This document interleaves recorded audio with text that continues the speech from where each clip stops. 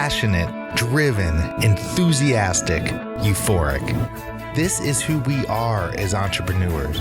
But how we leverage these incredible attributes to dream and build businesses that scale and grow is what this podcast is all about.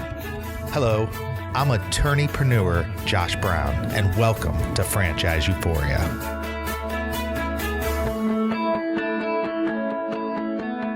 Hello, and welcome back to another episode of Franchise Euphoria. I'm thrilled today to have on Eliot Wagonheim, who is a lawyer, writer, speaker, and strategist. As an acclaimed business lawyer, Eliot has represented organizations of every size and type, including some of the most celebrated companies in the country. He developed his Fire, Aim, Ready approach, which we'll talk about today, from his work with these organizations in order to help other organizations hone in on their true purpose and protect themselves while serving their vision. Hello, Eliot, and welcome to the show. Hey, Josh, thanks for having me. I'm thrilled to be here. Well, we've talked a little bit offline, and so I've gotten to know you a little bit over the call, but I'm really curious about your Fire, Aim, Ready strategy, and perhaps it's even a product as well. I'm not sure, but can you sort of tell our listeners about that?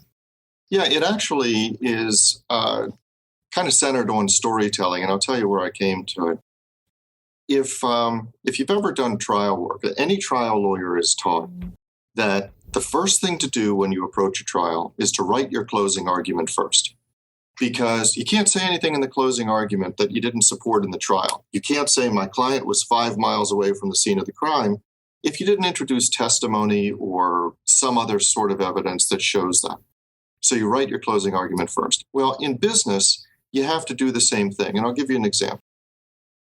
I have clients that will come to me and they'll say, hey, can you take a look at this contract for me? And I'll say, sure, but first tell me a story. Tell me why 6 months after you sign this contract, you would call me up and say, Eliot, get me the heck out of this thing. Tell me a story. And when they start thinking about it, they'll say, well, okay, if it's like this, one of these, let's say it's an internet, it's a SEO contract, maybe an internet provider as well. They would say, well, if we have downtime, or if we didn't get as many leads, or if we're not number one on Google, or if they don't fix things when I tell them to, or if the link is broken, whatever it happens to be. And I'll say, okay, well, that's your nightmare story. Now let's take a look at the contract and see if any of those things are listed in here as escape hatches for you. And then the second question I ask them is, all right, you've already told me the nightmare. Tell me why a year into this contract, if we started talking about it, you would say, you know what? Signing up with these guys is the best thing I ever did. What constitutes success? What does it look like to you? And then they'll talk about that. And so that's the end of the story. That's the fire part. If you fire first, if you describe it, if you can see that, if you can see the trigger being pulled and the bullet coming out of the gun, you fire first. Then you can go back and you can aim it. You can draft the contract. You can create the environment in which that perfect shot is going to happen. So that's Fire, Aim, Ready. And after telling clients about this and talking to them about the approach, I wrote a series of ebooks called Fire, Aim, Ready, and they're on 4 aspects of business: management, contracts, partnership, and people. And the first one, management, is coming out. So that's why that's what the platform is called. That's really cool. So how often when you're speaking with people, because I know as an example with the folks who are listening here and the folks I work with a lot who, are in their businesses each and every day. They're in there, they're hustling, they're trying to get it done. They're making ends meet. They're trying to grow their businesses, but yet they don't oftentimes stop to think about where ultimately they want to go. So, I just met with somebody earlier today who's got this tremendous concept business, really an authentic high-end sort of Italian pizza type place, and tremendous people, immigrants from Italy here. And we're talking about, where ultimately they want to go. And it's a tough question for people to answer. Do you find that when you're speaking with your clients?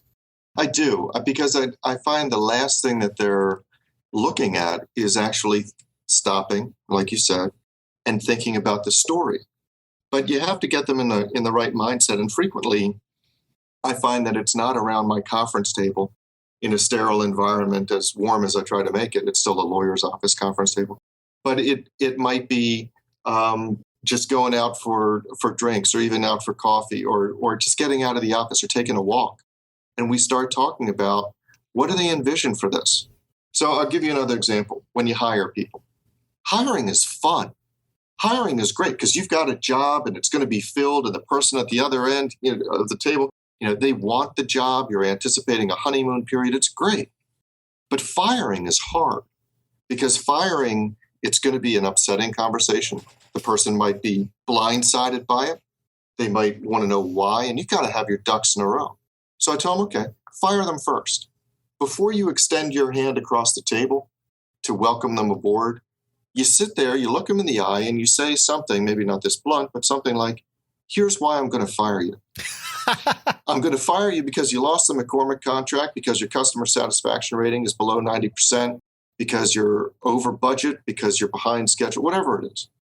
Now, that's not a fun conversation to have, but nobody leaves that conversation unclear as to what the expectations are. So I always encourage people to look at the end of the story and then write the story to match their best script. It's really fascinating. So you're working with you're still practicing law, right? You're doing all this. I am. Okay. How has this process resonated with your clients, and as you continue to fine tune? Because I think it's really, really interesting. I mean, what a lot of business owners, I think, fail to take the time to think about is the direction they want to go. It's a hard thing to think about. You have to make decisions, and a lot of times people want to put off decisions until they absolutely have to make them, or are forced to make them. But how have you seen a shift in your practice when you're working with people? Because I think that'll be really instructive to the folks who are listening.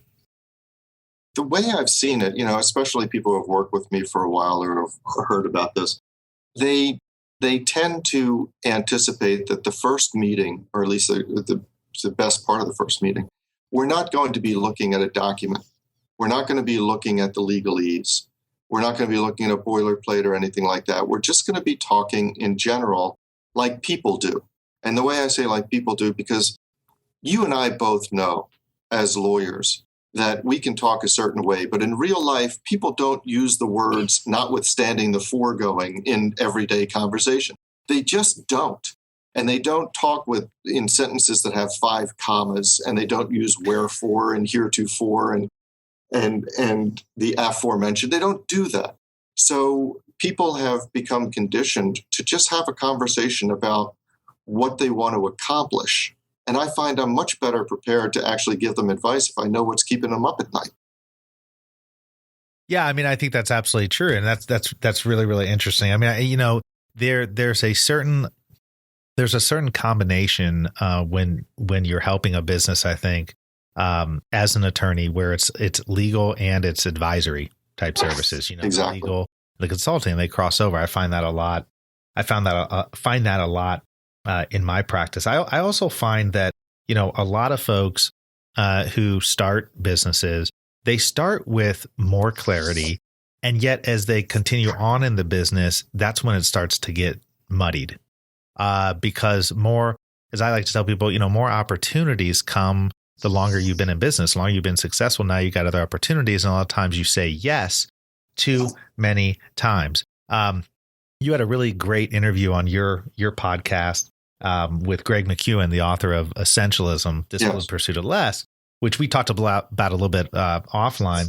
But I'm curious how you help people focus on the essential parts of their business so that they don't get distracted, for lack of a better word, from all the other opportunities or things that come along as you continue to operate a business. Well, I think that you're absolutely right. People tend to get distracted. There's so much white noise out there. Quick story, I was in Vistage, which is a peer advisory group, and it was really helpful to me, but I had to leave, and this is just me personally, not a knock on the organization, but I had to leave after about 1.5 years because they would bring in this consultant.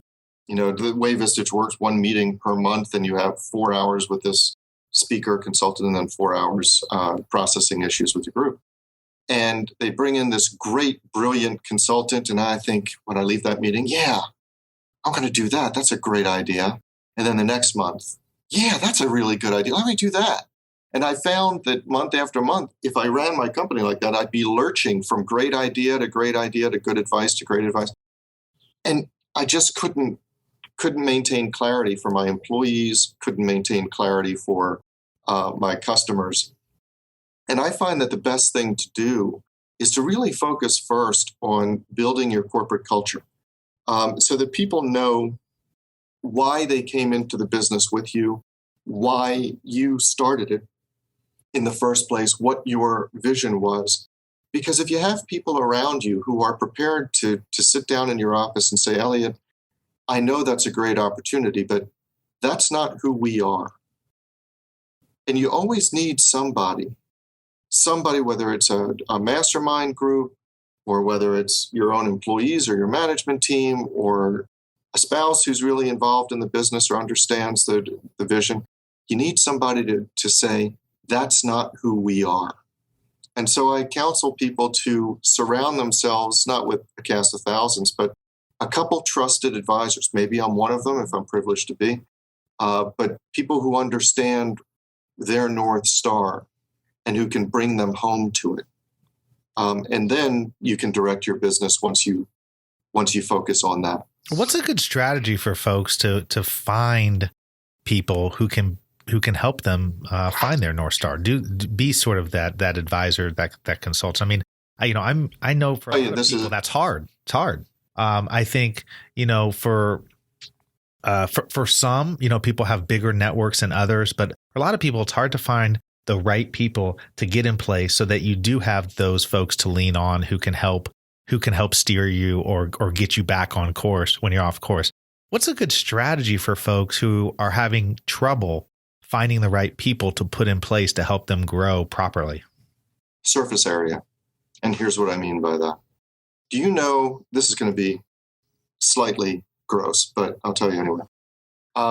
If you take the human lung, you know about how large a human lung is because you can look at your own chest and you know it has to fit in there twice. Do you know if you spread out the human lung, just ironed it out, spread it out flat, do you know how much area that would cover? I have no idea. It would cover a tennis court. Really? One side of a tennis court, yes. And the reason is that it's got so many small crevices, so many nooks and crannies. And the reason that it has that from a biological point of view is because it's got to absorb so much. And the more surface area you have, the more it can absorb. Just think about an 8.5 by 11 sheet of paper. You can take that 8.5 by 11 sheet of paper and you can crumple it really tightly and it becomes a small ball. But when you spread it out, it takes up more room. The same thing with biology and the same thing in networks. You've got to expand your surface area.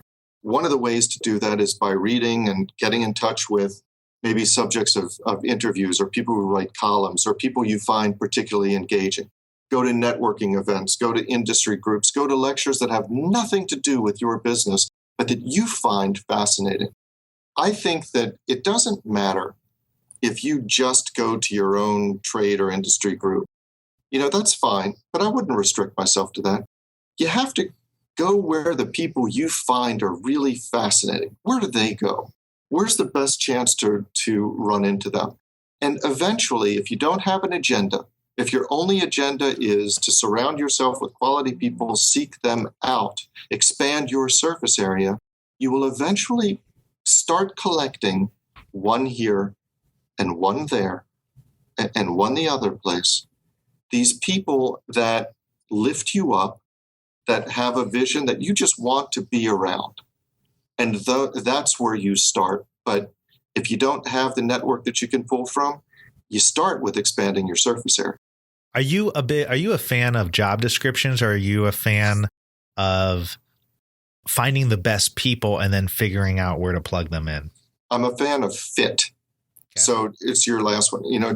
You can train people for various jobs. You've got to figure out what their fit is, what they consider to be their highest and best use. And as you get to know them, whether there's an intersection between your expectations, your most highest and best use for them and theirs, and use that. Job descriptions, to me, can often be constraining. I understand the use for them. But I would much rather focus on expectations, on what has to be done, and ask people to sit there and say, okay, this is what our vision is. How do you think you can contribute to it? And if there's a fit there, if there's something in sync, then, we can move forward. So really kind of honing in on making sure they're going to be a good cultural fit for your organization. Absolutely. I don't think you can teach the culture. I mean, you can impart yours, but you can't teach work ethic. You can't teach approach. You can't teach passion. You can't instill that the way you can training.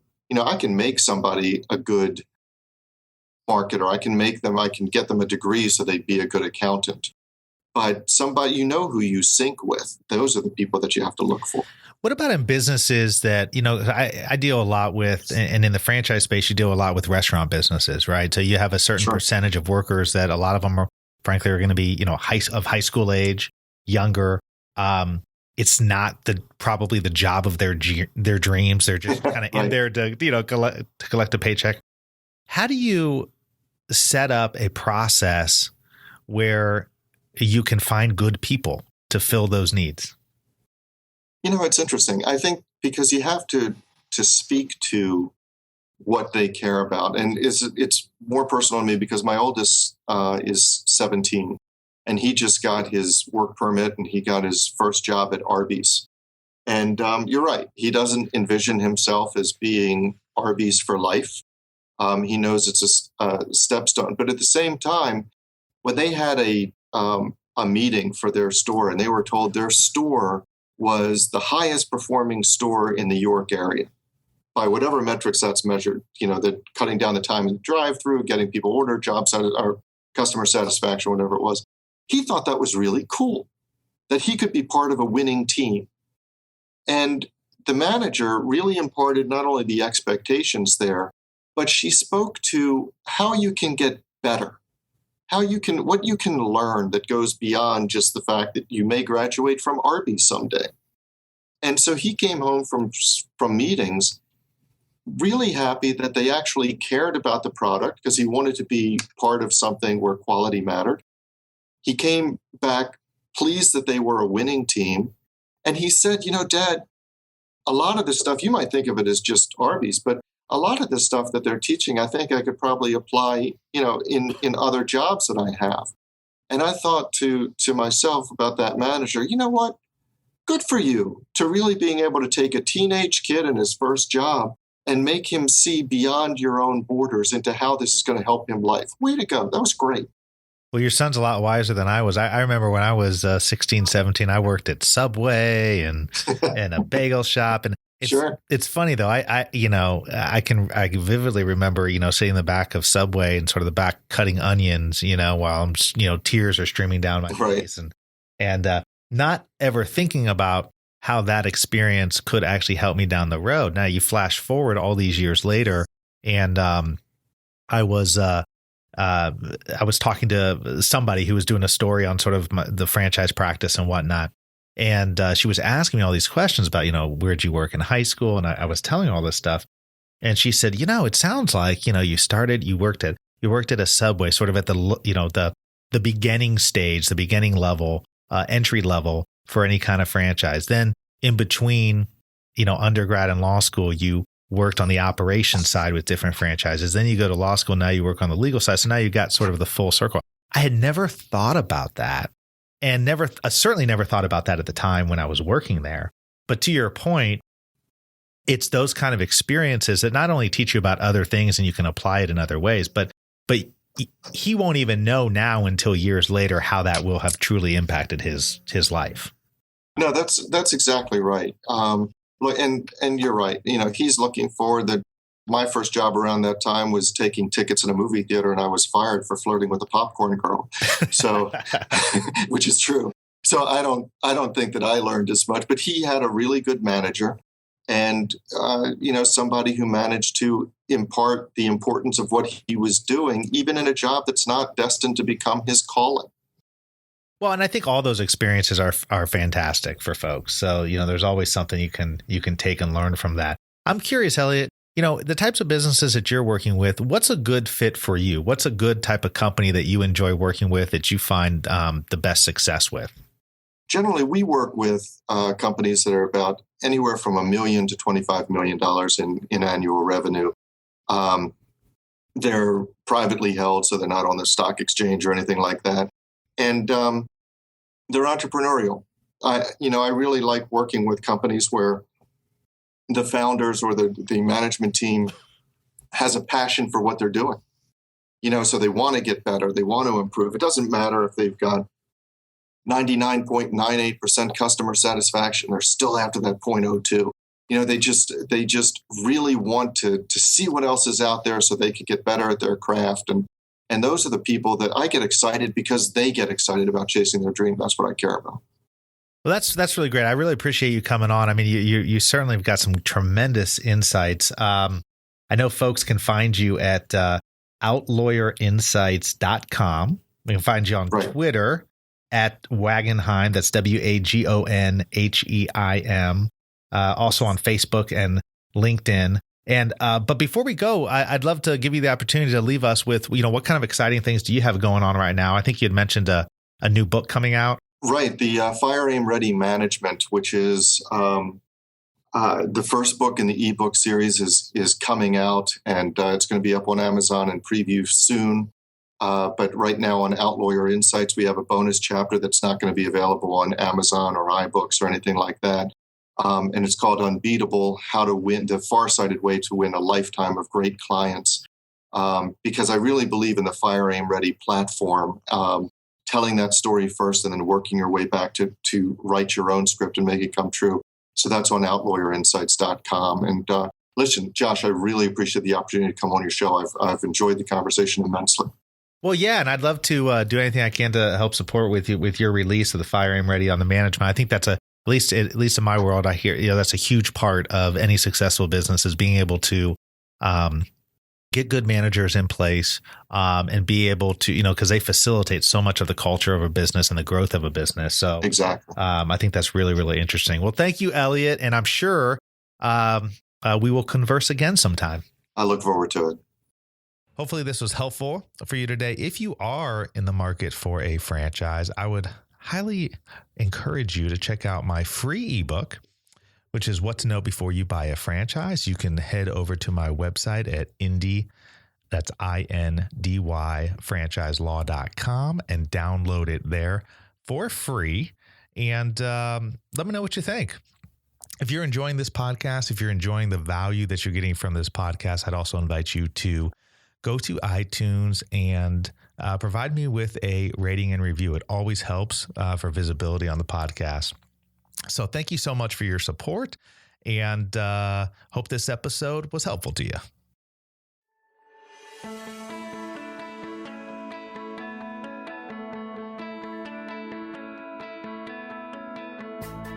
Thanks for being with us today on the Franchise Euphoria podcast. If you enjoyed this episode, please be sure to go to iTunes and provide a review. Also, please remember that although Josh Brown is a licensed and practicing attorney, nothing contained in this podcast should be construed as legal advice, because it is not. The information contained in this podcast is general and educational in nature, and none of it should be relied upon as legal advice. That being said, if you have questions for Josh and would like to contact him, please email him at josh@franchiseeuphoria.com. Thank you so much for listening, and we hope you tune in to our next weekly episode.